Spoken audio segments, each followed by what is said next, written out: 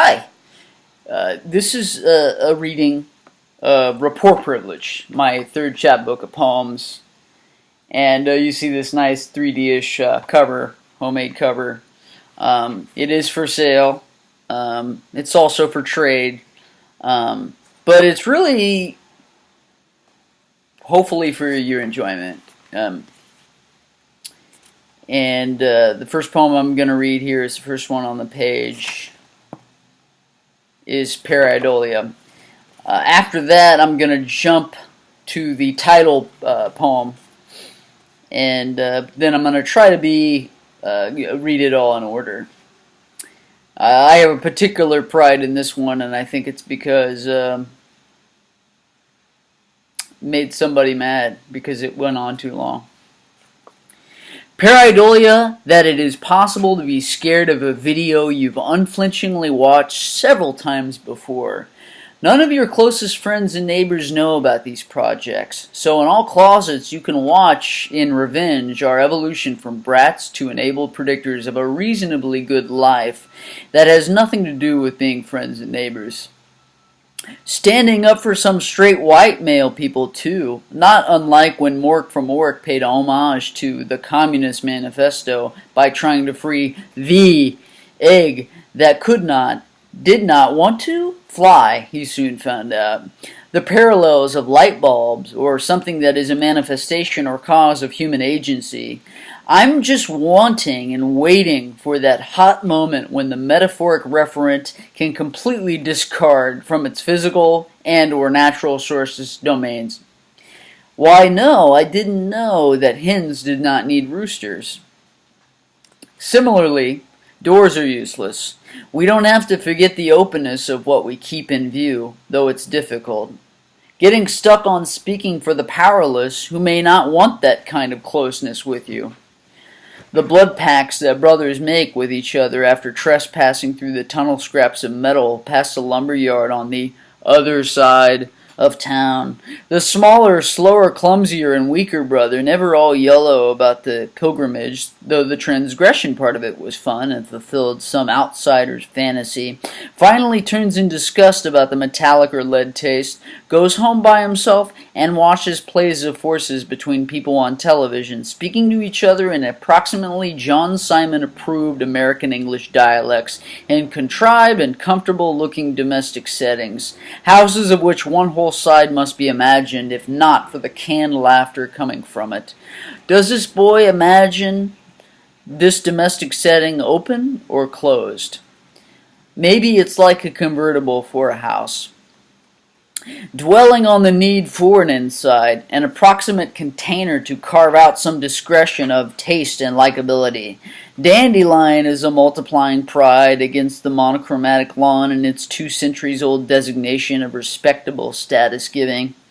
But, when Jay asked his immigrant friend in bad intermediate Spanish about her status, ¿Cómo está el estado de tú?, he didn't mean to know her inner feelings, but simply wanted to know that she was safe from deportation.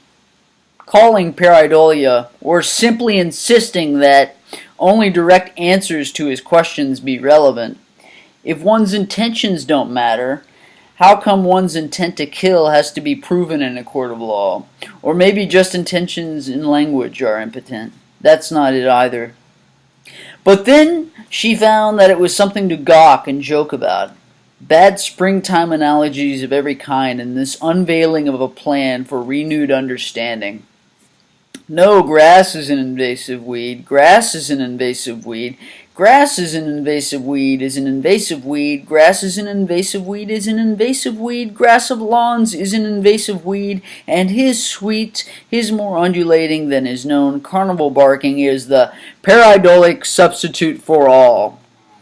Those exotic ululations that we all have been so used to hearing or learned at high school, football, pep rallies, all across the United States and perhaps throughout North America. Pareidolia, that admiration on the part of so many of the magnanimously silent expressed for the naive mavericks, really betrays the best thinking positions. I mean sitting down, on a couch, chair, or floor. Indian styles or hero poses, but not maverick pose. You can't go and take back a word any more than you can in action, but that you can imagine doing so. The calves are all grown up as unbranded cows now, and when you have no name, you have too many names, epithets mostly. These misunderstandings are creamy, homey white stings, and, but, polysemous, pretty. And yet, the same grievances and skepticism still linger. The crates of acetate took cover from the dust motes, from the many trips they took, the shit they waded through to get to that magic of those tunes on the records, with their eerie crackling that follows a skip until it is a skip again, masking back concurrent with a friendship, calling bullshit, or simply insisting that only the direct answers to his questions be relevant to whatever thoughts or significance to these items. It seemed that his friend had nothing going on upstairs, and contradicted himself daily. But, and no house of possibility, the pattern is unmistakable. He was lazy and couldn't stand being alone. He expressed love more boldly, yet breezily and motivationally feminine than any man I knew. He demonstrated with his vocalized body sensitivity to all pain and would say, "I love you." So it was easy to seduce one's senses to his friendship, despite his flaky behavior. Flaky, the euphemism for something more painful. Market the nostalgia-based excitability. Take the internet, for example, a twilight zone occupied by porn addicts, nerdy early adopters, and disaffected teens. But the web was a cause célèbre for many DIYers, and so many of them are still not disappointed or expecting much in friendship. Y2K fell to a grander narrative, a gender narrative, a nation narrative, a racial narrative, a climate narrative, an economic narrative, the social networking narrative. Could a song or other things embody that are themselves histories, that are themselves the memory, even the metaphysics of the experience of freedom? Or positive freedom?